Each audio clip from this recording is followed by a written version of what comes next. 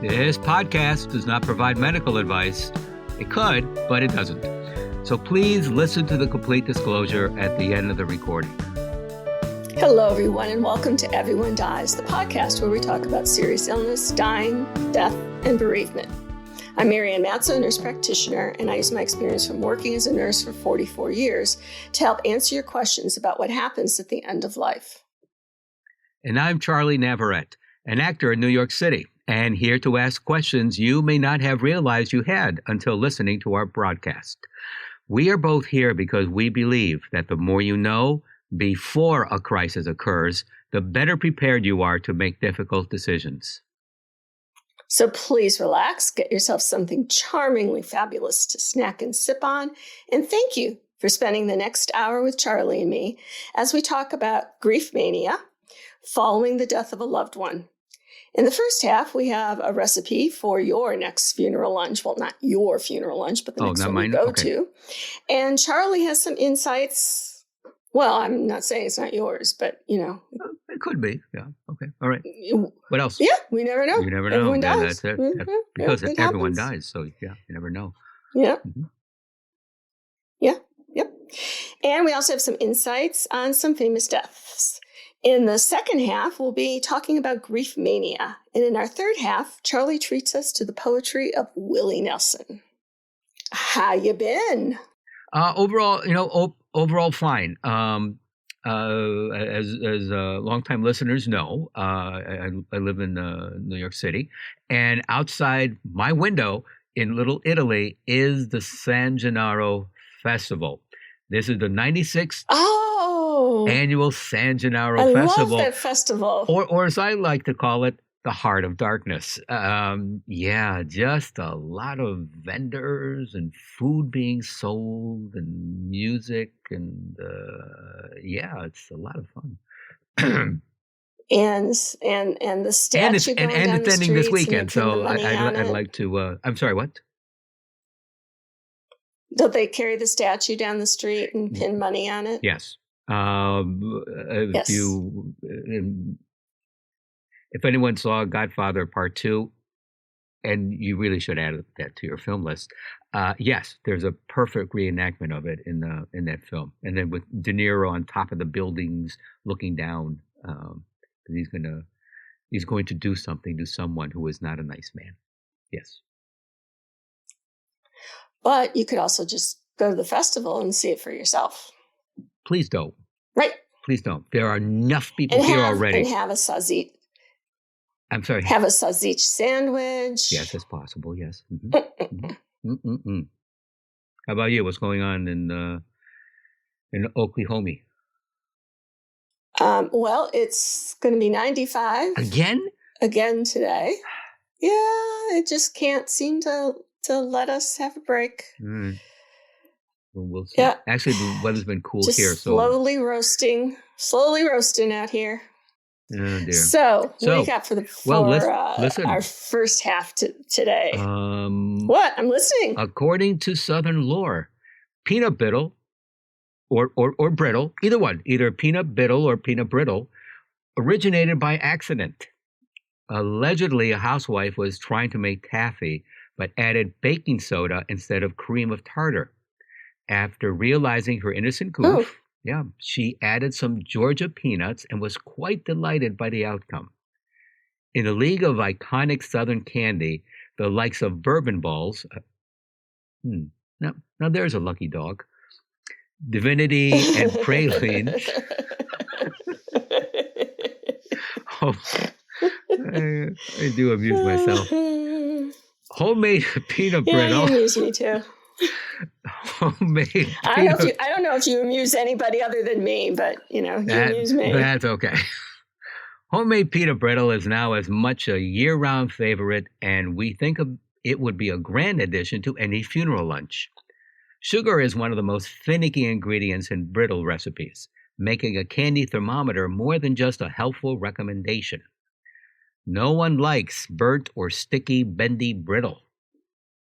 When it comes to brittle. Yeah, I say that all the time, Charlie. I hate when my brittle is bendy. I just hate it. Well, what about if you're I've been telling you that. I've been telling you that for years, right? For decades, yes. But Yeah. but you've never mentioned if your brittle is bendy. How do you feel when your brittle is bendy? Any thoughts on that? I do not like it. I do not like bendy brittle, Sam. I am. Shoot, you just took my line. I was about to say that. Beat you to it. Yeah, you sucker. All right, another point for Marianne. Revenge will be mine. So, when it comes to brittle, it's important to keep on stirring until the deed is fully done. Hey, this is a family show. And cooling on a baking sheet. Bring peanut brittle to the next funeral lunch you attend, and you can single-handedly be responsible for everyone's sugar high. Yay!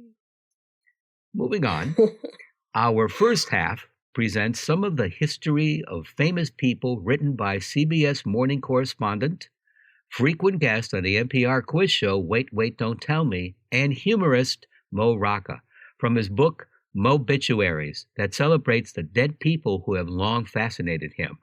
Today, we present Mo's take on Magda Gabor and Gummo Marx. Magda Gabor, 1915 to 1997. The three Gabor sisters were proto-Kardashians, famous for being famous. These glamour pusses from Hungary took the country by storm in the 1950s, but only two managed to stay famous. While Ava became known for the TV series Green Acres, and Jaja became known for Green Acres is a place for me. Farm living is the life for me. Land spreading out so far and wide. Keep Manhattan out. Keep Manhattan, just give me that countryside. Country what? Smile? Countryside? Ooh, New York is where I'd rather stay. No, come on, Jaja. There's more lyrics to that. I was kidding. The lyrics will be in our show notes, folks. It'll be fine. You don't have to, or maybe they won't. Maybe this week we won't have show notes. We're still working on this. So, anyways, So Ava, famous for Green Acres. Jaja became known for slapping a cop. The eldest sister, Magda, became known for being Ava and Jaja's sister. It's not that she wasn't fabulous and beautiful, she was. And it's not that she didn't rack up a large number of rich and very temporary husbands, she did. While Jaja had 9, Ava only had 5. Oh. Magda tallied up a respectable 6. And it's not that she didn't have that lavish Hungarian accent. Of course she did, darling. But while she dabbled in Hollywood, her true calling turned out to be as a socialite, mostly in Palm Springs and the Hamptons. Also, Magda suffered a stroke in 1966 that seriously impacted her ability to speak. According to one source, the only word she could say was superb. The darling was implied. Back to the marriages for a moment. One of Magda's husbands, actor George Sanders, had previously been married to Jaja. Scandal. That's right. Magda accepted a hand-me-down husband from her younger sister. But shocking. Simply shocking. Next we have Gummo Marx, 1893. I figured you would love this one. Gummo? I figured you would love this one. Yeah. I love the way Mo Rocca describes him. So Gummo Marx, 1893 to 1977. Think it's awkward being known as the other Marx brother? Now imagine being the one called, the other Marx brother. That would be Gummo. Or as I like to think of him, Zeppo's Zeppo. Milton Gummo Marx was the fourth of the 5 brothers, but he was, along with Groucho, the first of the brothers to perform on stage. Gummo didn't much like performing, though, in part because he had a stammer. So during World War II, he enlisted in the military. Gummo was replaced in the act by his younger brother, Zeppo, and he went on to enjoy much success as his brother's manager. and a well-respected talent agent and producer. But clearly, he never lost his sense of humor. I attribute their success entirely to me, Gummo said once about his brothers. I quit the act.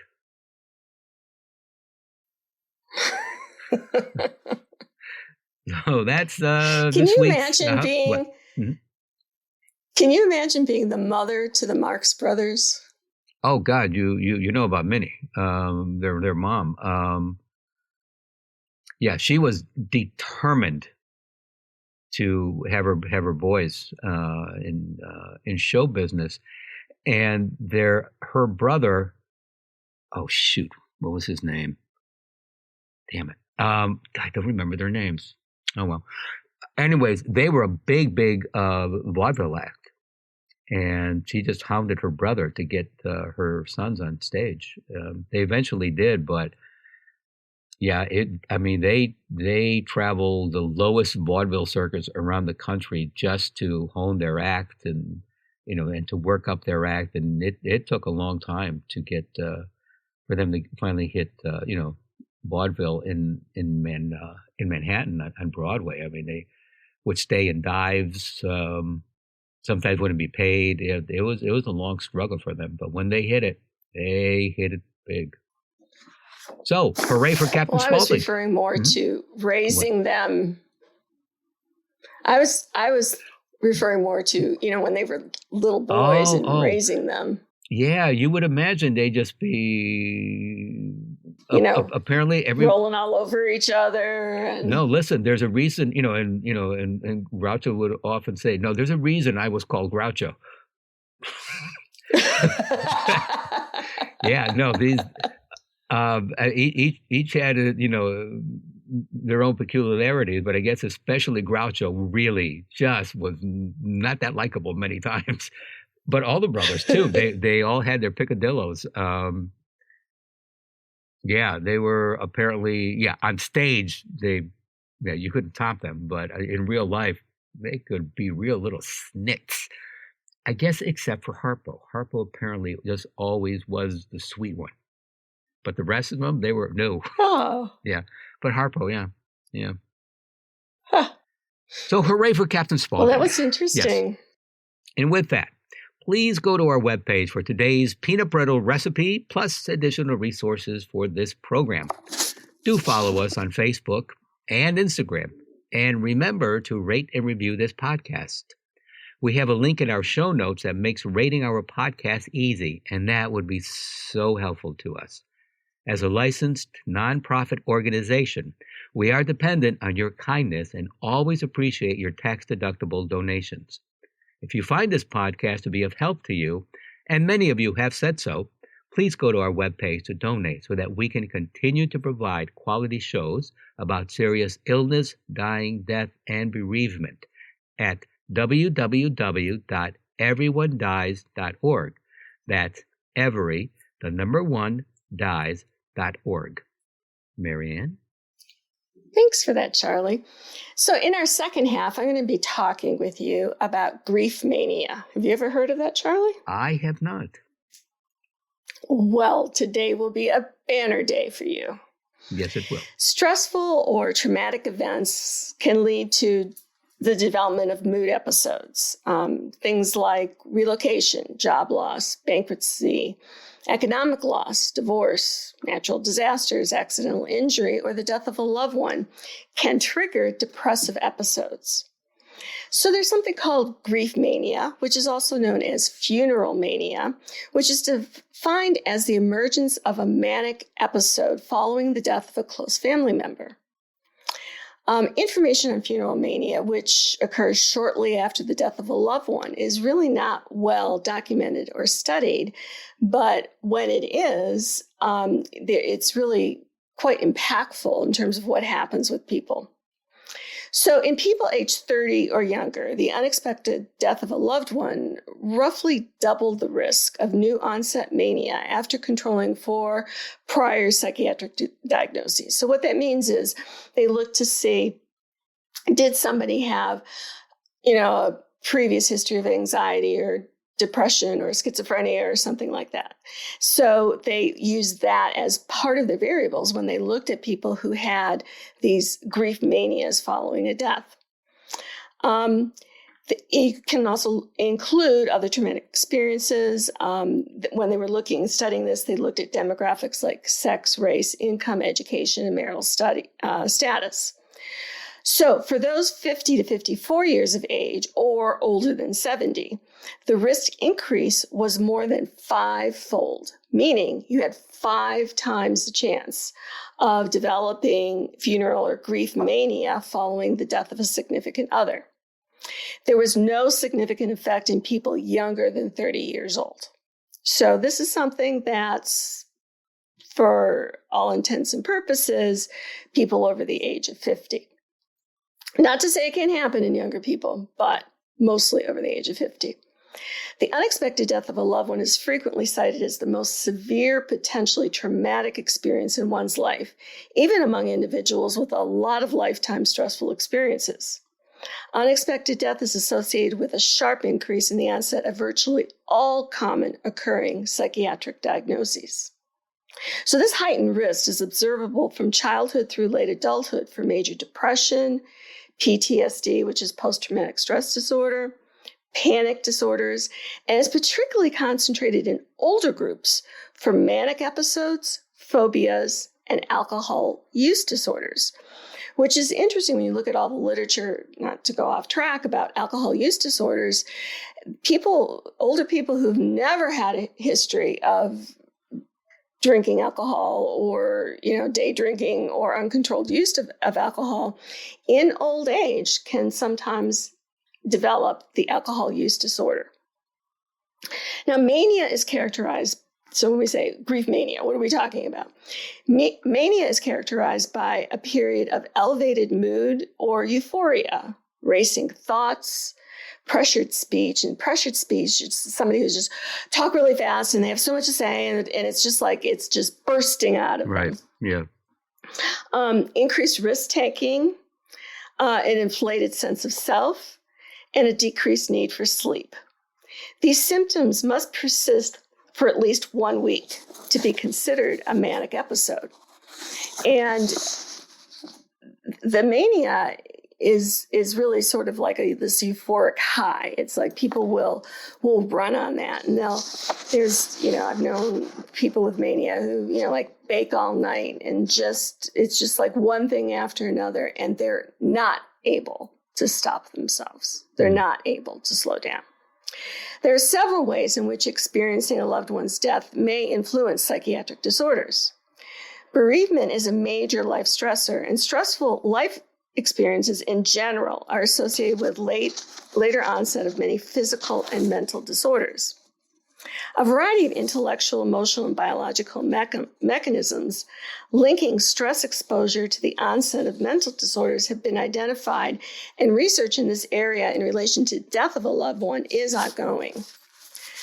The available scientific evidence indicates that a lack of social support is an important predictor of depression. Sudden loss of social support may provoke increased psychiatric symptoms. Also, research evidence indicates that bereavement following hospitalization of a loved one in an intensive care unit has significant effects on a wide range of psychological and biological functions. Loss of a romantic partner regularly creates separation distress with yearning and a longing for the loved one and a disruption of self-control, and those trigger the onset of mood or anxiety disorders. Sudden death of a loved one might therefore have symptoms specific to attachment loss, as well as those that can be explained by stress mechanisms. Death is the most obviously permanent and extreme form of loss, and sudden death is one of the most difficult forms of bereavement. There is a risk for the onset of a range of mood, anxiety, and alcohol use disorders after the unexpected death of a loved one, all along the life course. The first incident of a psychiatric disorder in old age is relatively rare, but in older age, it can coincide with the death of a loved one. The unexpected death of a loved one is consistently associated with an increased risk of new onsets of PTSD, panic disorders, and depressive episodes at all stages of the life course. An increase in manic episodes after death of a loved one has been suggested by a number of case reports, and a study based on a Danish psychiatric register indicated that suicide of a mother or sibling was strongly associated with the increased risk for mania or mixed type episodes like manic depressive.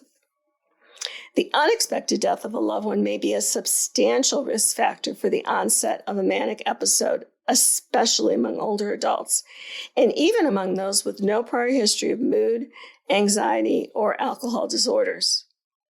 The observation of mania in response to traumatic events have been discussed in the literature for over a century, yet the specific mechanisms of this association still is unclear.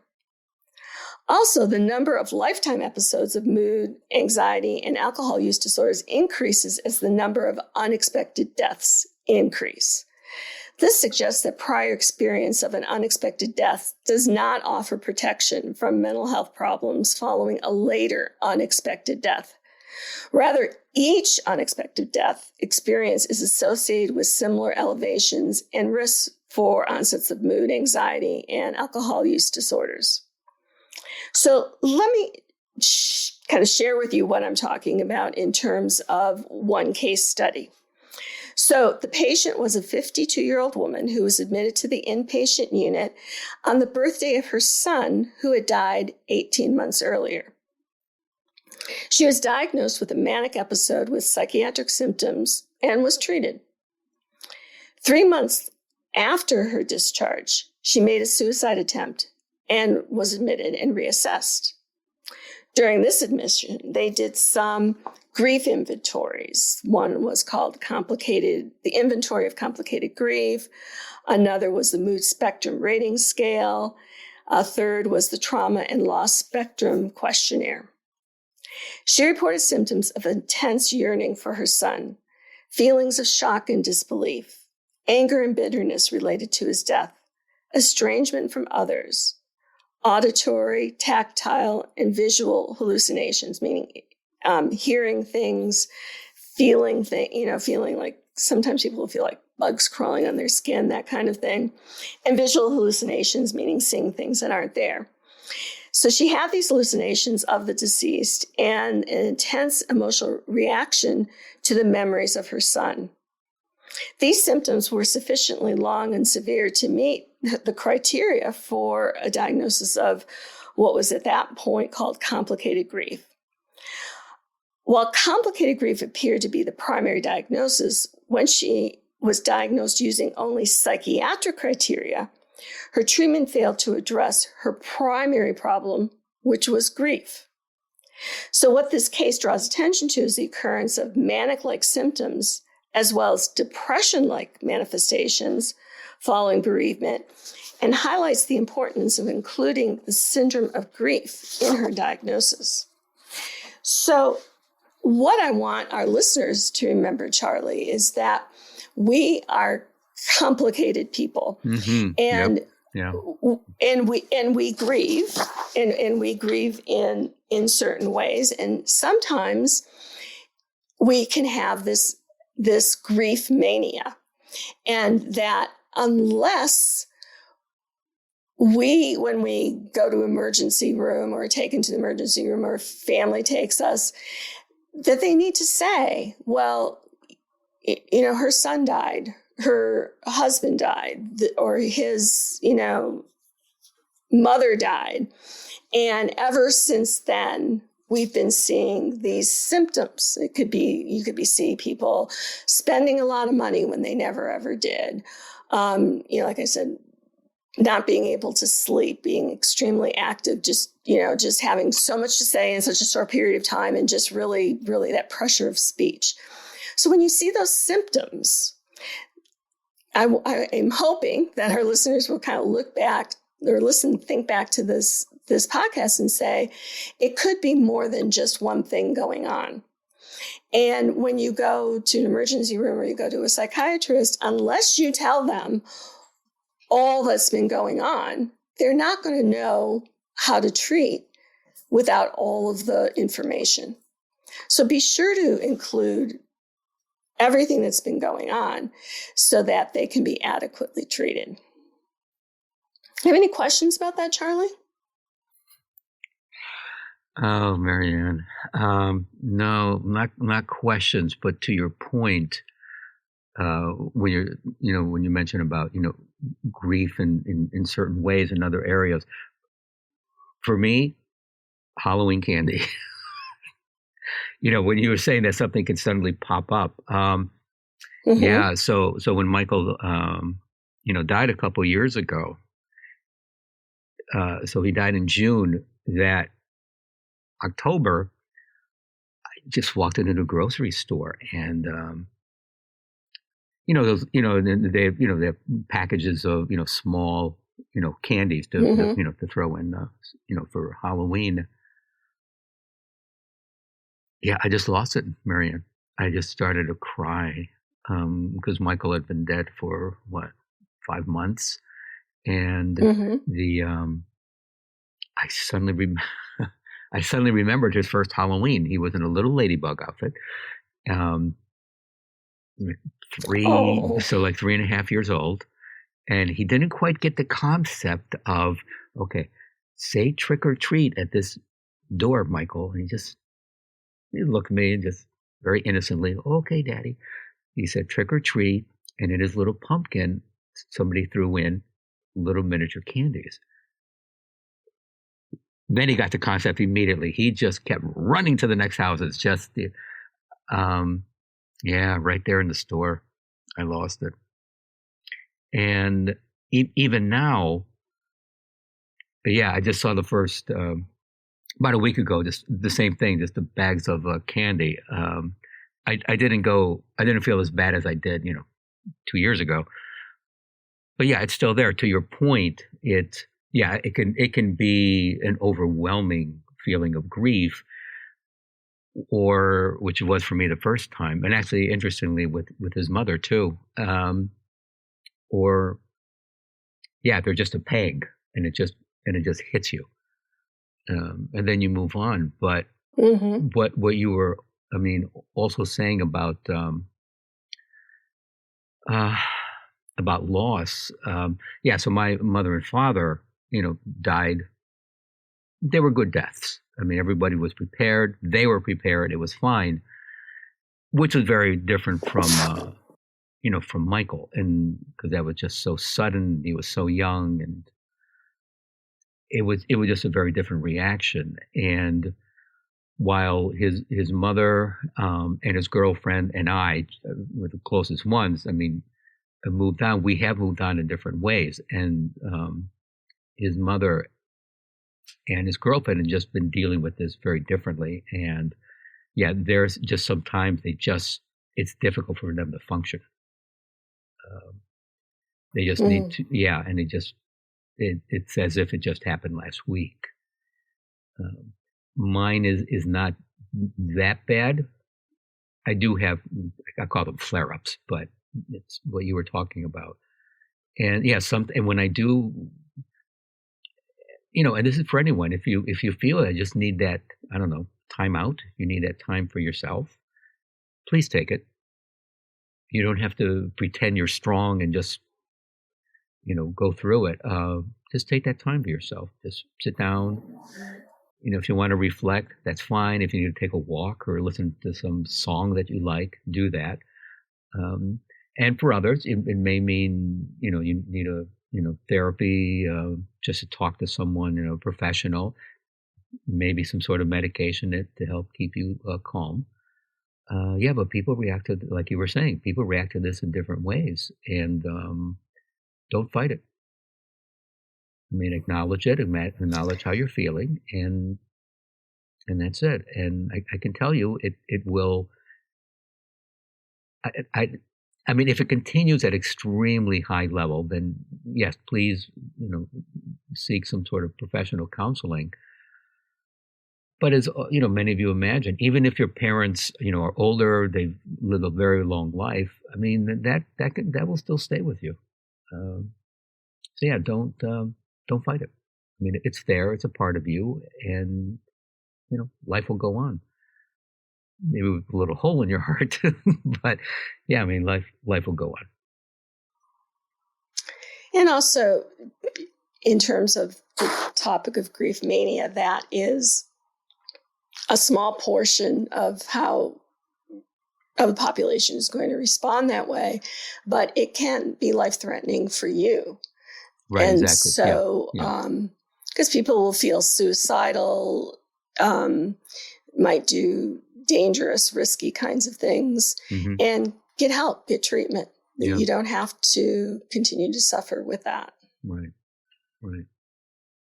Okay. So with that thought in mind, Marianne, thank you for turning me on to this Willie Nelson album called A Beautiful Time, and this song, I Don't Go to Funerals, from Willie Nelson's new album. And so again, like I said, the album is called A Beautiful Time, and this is his 72nd solo studio album. Isn't that mind-blowing? I know. I mean, he released it, last year when he was 89. Willie is now 90. And again, new studio material, produced with his longtime collaborator, Buddy Cannon. Again, it just shows just how prolific he continues to be.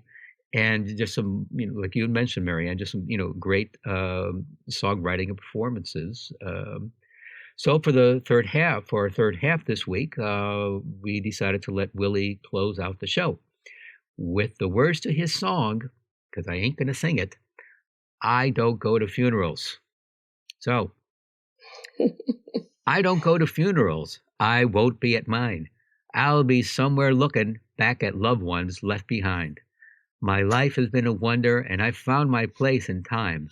But I don't go to funerals. I won't be at mine. I'll be somewhere singing songs with all those friends of mine. Life is great, but I can't wait to make our memories rhyme. Now those who've gone before me will save my place in line. I don't go to funerals. I won't be at mine. There'll be a big old pickin' party when it comes my time. Me and Waylon, John and Chris, and our sweetheart, Patsy Cline. Merrill and Grady and Freddie Powers, all those pals of mine. But I don't go to funerals. I won't be at mine. Somewhere I hear angel voices singing in the wind, saying how it won't be long till time to fly again. Life is sweet and life is good, and we have had a good time. But I don't go to funerals. I won't be at mine. No, I don't go to funerals, and I sure won't be at mine. I love that. That's great. I was traveling the road between our house in Eufaula and the one in the city, and I had the Willie Nelson station on, and I heard this one song, and I said, "Oh, I like that song." So I kind of just quickly with my camera took a picture of like what the name of it was, because I don't remember anything anymore. And then I don't know, further down the road, this other song came on, and I said, "Ooh, I like that one," and I took another picture of it. So when I got home, I wanted to see it turns out they were both from A Beautiful Time. Oh, okay. So of course I had to buy the album, and it's just an album of looking back, looking at life, looking at growing older, looking at dying. It's just like everyone dies compilation of nice. Thinking back. Okay. All right. And it's just beautiful. So that's my plug, Willie. You're welcome. And also, I need to correct something. I believe I said Merle and Grady. I think I said Merrill and Grady. No, it's Merle Haggard.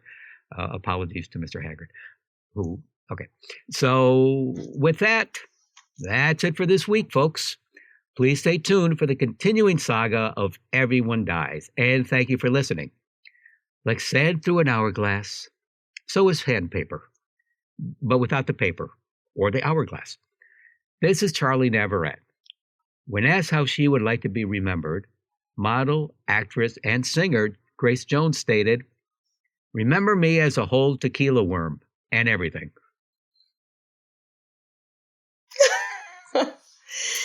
And I'm Marian Matzo, and we'll see you next week. Remember, you don't have to go to funerals, but I guess you will have to go to your own unless you don't have one. But anyway, remember that every day is a gift, and we'll see you next week. Thank you. This podcast does not provide medical advice. All discussion on this podcast, such as treatments, dosages, outcomes, charts, patient profiles, advice, messages, and any other discussion are for informational purposes only and are not a substitute for professional medical advice or treatment. Always seek the advice of your primary care practitioner or other qualified health providers with any questions that you may have regarding your health. Never disregard professional medical advice or delay in seeking it because of something you have heard from this podcast. If you think you may have a medical emergency, call your doctor or 911 immediately. Everyone Dies does not recommend or endorse any specific tests, practitioners, products, procedures, opinions, or other information that may be mentioned in this podcast. Reliance on any information provided in this podcast by persons appearing on this podcast at the invitation of Everyone Dies or by other members is solely at your own risk.